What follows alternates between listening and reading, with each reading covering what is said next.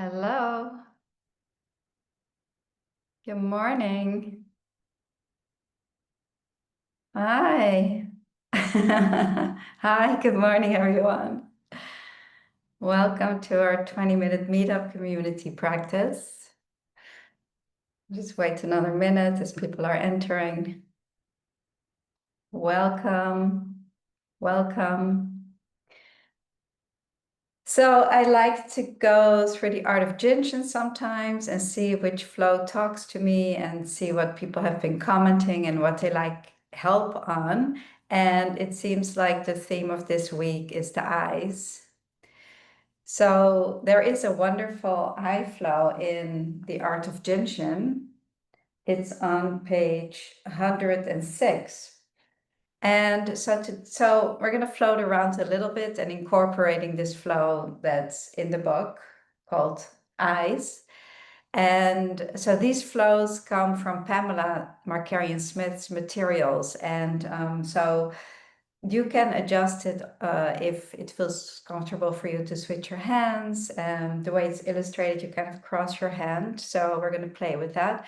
But let's start, as people are still joining, by holding our middle finger, because the middle finger, right, harmonizes the emotion of anger, and the middle finger harmonizes the liver energy and the gallbladder energy. And the liver energy is really very responsible for the eyes because it goes, the liver flow, the flow pattern actually moves through the eyes, deep into the eyes. So for any eye project, you can look at the liver flow, and simple self-help is holding the middle finger. So, just hold the middle finger, taking a few breaths, and then switch, hold the other middle finger.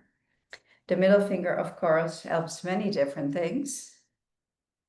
It harmonizes fatigue in the body. It helps the blood, the function of the liver flow and the gallbladder flow are blood. So in Jinshin, we work with different cycles of energy, and the liver flow lives within the third cycle of energy we call depth in Jinshin. In Jinshin Jitsu, we call a cycle of energy, we call it the depth. Master Jim Rai called it the layer. So there's these different layers as the body is building from skin surface all the way to skeletal. And so Mary Burmeister called these layers, she called them depths, really to give it some organizational system. Hi, Michiel. I don't know if you're seeing me. Oh, my good old friend, Michiel. Hello. Hope Michiel is doing well. Yeah. Hi, Michiel. Hi, from Holland. Yeah, anyway, we're not wasting any time, even if I'm saying hello to my friend, because we are holding the middle finger. And it's always good to have a smile on your face, because the laughing hormones, they keep our bodies healthy, right? How important is it to feel happy and have a smile on your face? So for any other eye project, it's also very important to open up the waistline. So let's now hold our 19s. Our 19s are the elbows here. And so let's take a few breaths. So you really can put your own session together, what works for you. And so even if we're going to practice the eye flow, we're just first holding some other things to creating a pathway for the eye flow to be most effectively. If there's an eye project, we certainly want energy to move down, and often eye project, the cause is in the waistline, so the energy is not properly descending. So holding the elbows, the 19s, is dynamic to allow for energy to move down. So the 19s are good for any project in the head.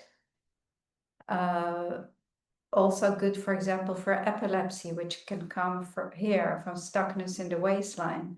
And while you're holding it, place your thumbs on the area where it maybe feels tender to you, or where it feels good. Like I'm sticking my thumb in here and I'm finding this really nice place. Feels like a good pain. You don't want a bad pain, but can feel tender, and then you just stay with it till it opens.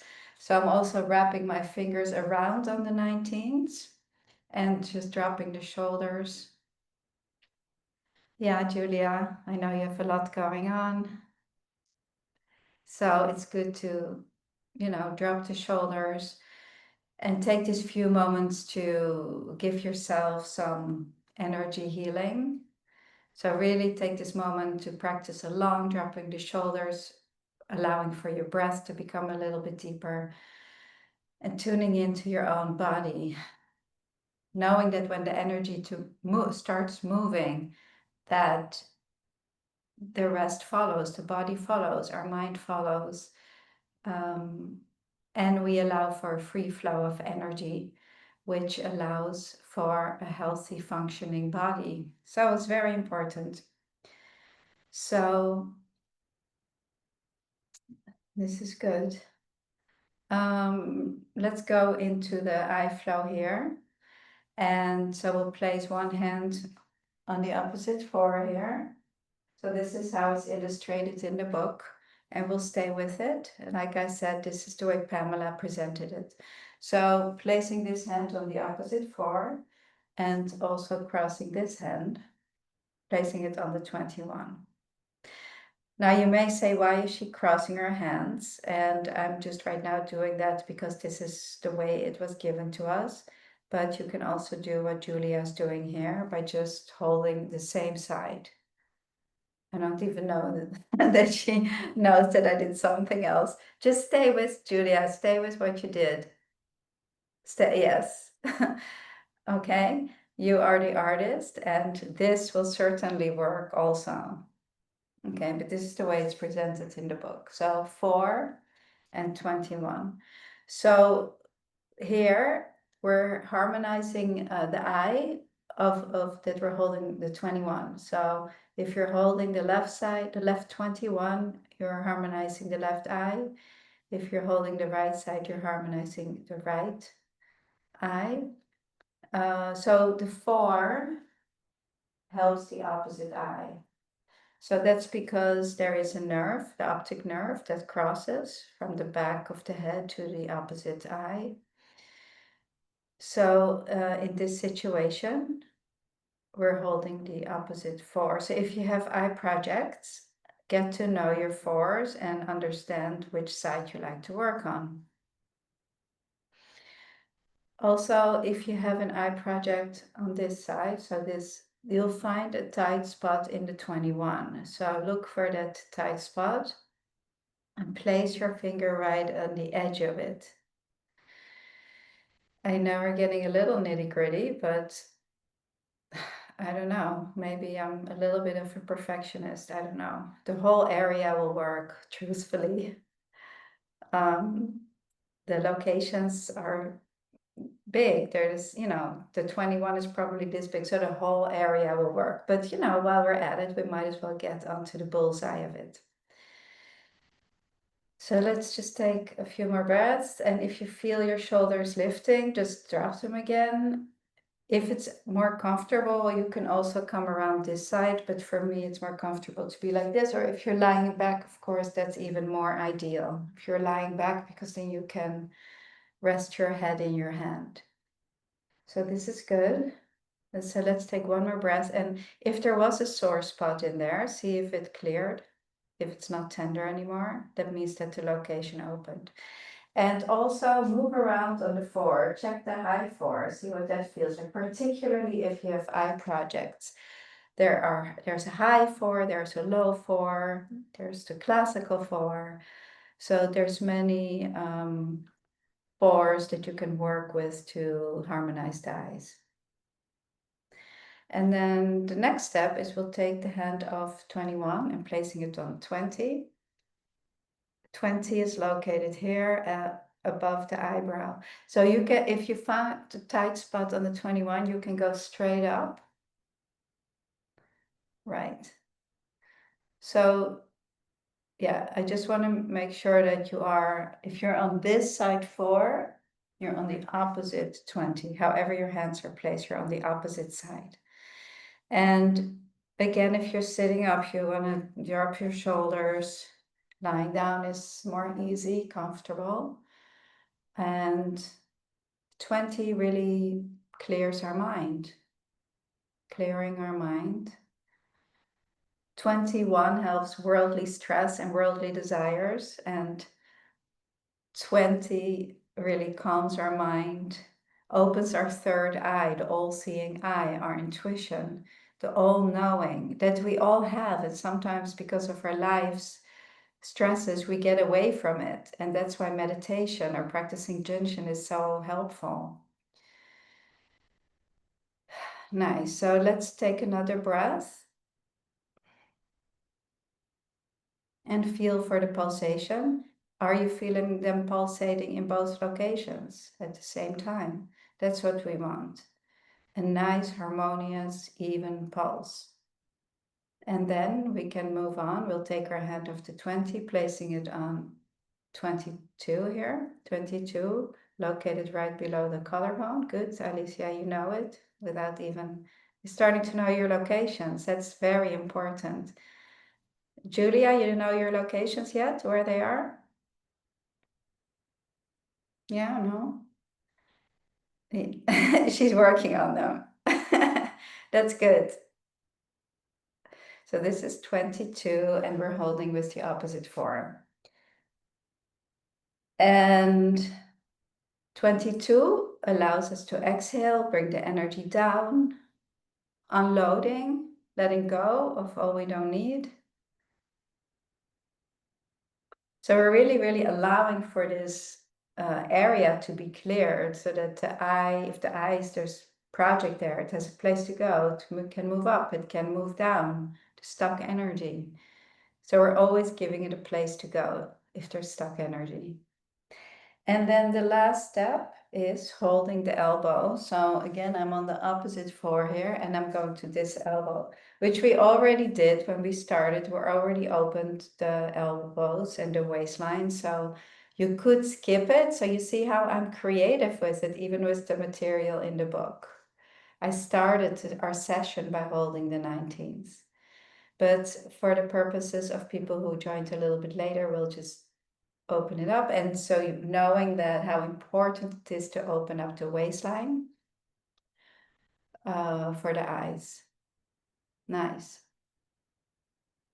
Okay, great. All right, one more breath and then just let it go. And we're going to finish the session by placing your right hand on the middle of the chest and your left hand on T1 here. So you can put your hand here. There's this big bump. And so we're going to do some form of main center source. And after every session, it's nice to practice some form of the main center source. Kato Sensei in Japan, he always, after every session, he ended with main center source, some form of it. So this one clears the neck. So I think I like to place my hand here for a moment, here, placing it at the tailbone. So this is kind of like a third method of correction. Placing your hand on the tailbone, and then you can place your whole hand here. So you're holding the tailbone with your fingers and palm of your hand with your on your sacrum. You can slowly start to move your hand up to back. And this one, our heart chakra, on the heart chakra opens our heart on an emotional level, on a physical level. So it's, yes, it's good for the heart also. And third method of correction is also opens up the waistline. So that's also good for the eyes. We always want to open the waistline when we're working with the eyes. So see if you can place your hands a little bit higher here in the middle of the back. And then it's hard to get higher. So, well, yeah, good, Alicia. You can, if you can, yeah, by all means, you can go all the way up. But if that's hard, you can just place your hand again over your shoulder like this, getting into T1. Julia, this is a good one for you because I know your body a little bit. And if you have some fullness in here, then this flow is very good for you. Okay, it's placing your hand right on the T1 where some people get this hump, this little bump. And this will help because if you hold this, you allow for energy to move up. And then with this hand, you allow for the energy to move down.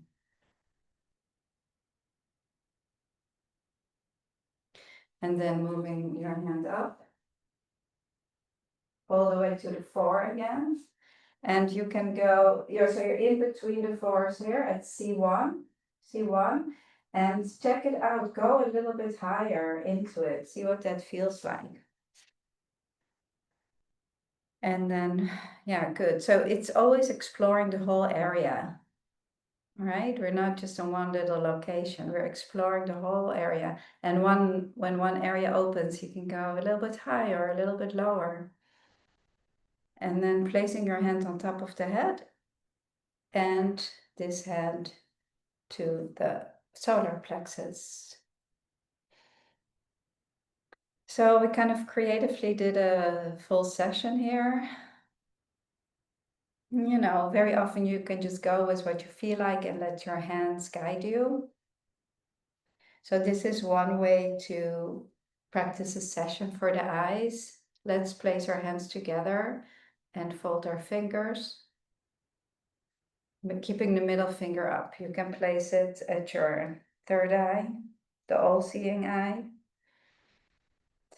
Of course, there's a relationship with that, the all-seeing and the use of the eyes. My yoga teacher has us do sometimes part of the class, and it's an advanced power hot class with her eyes closed. And it's very interesting to do it with your eyes closed.